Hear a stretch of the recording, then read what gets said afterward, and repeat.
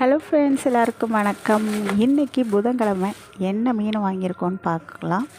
இன்றைக்கி பார்த்திங்கன்னா மார்க்கெட்டில் நல்லபடியாகவே மீன் விற்றுச்சு. நல்லா ஃப்ரெஷ்ஷாக இருந்துச்சு. முக்கியமாக சொல்லப்போனால் நண்டெல்லாம் நல்ல உயிராகவே இருந்துச்சு. பயமாக இருந்துச்சு தொடுறதுக்கு.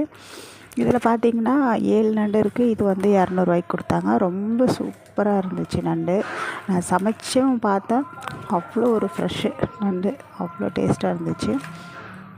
எப்பொழுதுமே பார்த்திங்கன்னா மெரினாவில் வாங்குறப்ப பார்த்திங்கன்னா நல்ல ஃப்ரெஷ்ஷாக இருக்கும். ஐஸ்லாம் வச்சுருக்க மாட்டாங்க. ஆனால் இன்றைக்கி இன்னமும் நல்லா இருந்துச்சு. அதுக்கப்புறம் என்ன வாங்கியிருக்கோன்னு பார்க்கலாம். இந்த மீனில் பார்த்திங்கன்னா காணாங்கத்தை, அப்புறம் கடுசைன்னு சொல்லுவோம். உங்கள் ஊரில் எப்படி என்ன சொல்லுவாங்கன்னு தெரில. கிழங்கா மீன், கொஞ்சம் காரப்பொடி, இதெல்லாம் இது வந்து காணாங்கத்தை. இதுவும் சூப்பராக இருக்கும். நல்ல ஃப்ரெஷ்ஷு பாருங்கள். கொஞ்சம் கூட ஐஸு வைக்காத மீன். அவங்க வந்து அந்த ஃப்ரெஷ்ஷாக அப்படியே வலையிலேருந்து பிடிச்சிட்டு வந்தோடனே அப்படியே ரோட்டு ஓரமாக போட்டு விற்பாங்க. அதை தான் நம்ம வாங்கியிருக்கோம். இது கடுசைன்னு சொல்லுவோம். நீங்கள் என்ன சொல்லுவீங்க உங்கள் ஊர் சைட்லன்னு சொல்லுங்கள். இது எல்லாம் அப்படியே கலப்பாக இருந்துச்சு.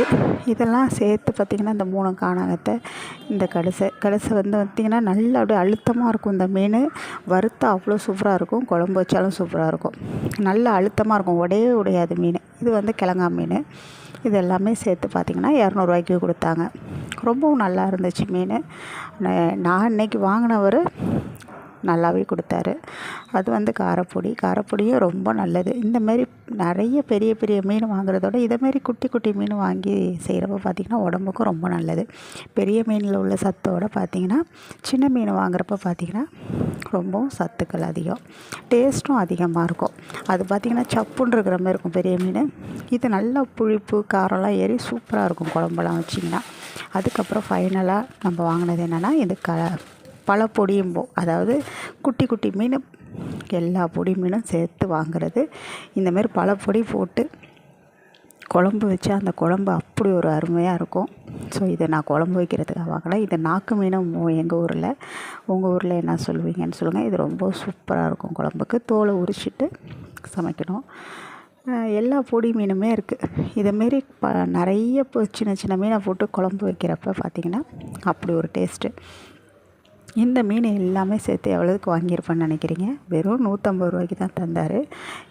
எனக்கு என்னமோ ரொம்ப சீப்பாக இன்றைக்கி கிடச்ச மாரி இருந்துச்சு. நான் எப்பொழுதும் வாங்கினதை விட இன்றைக்கி ரொம்பவே சீப்பாக கிடச்சிச்சு.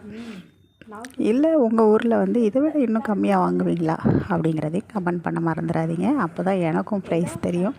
நான் பார்கின் பண்ண மாட்டேன். அவங்க என்ன சொல்கிறாங்களோ அதை கொடுத்துட்டு வாங்கிடுவேன். ஒரு வாட்டி கேட்டு பார்ப்பேன். அப்படியே அவங்க ஒத்துக்கலைன்னா வாங்கிட்டு வந்துடுவேன். எனக்கு கரெக்டான ப்ரைஸ் தெரியாது. அடுத்த வீடியோவில் பார்க்கலாம்.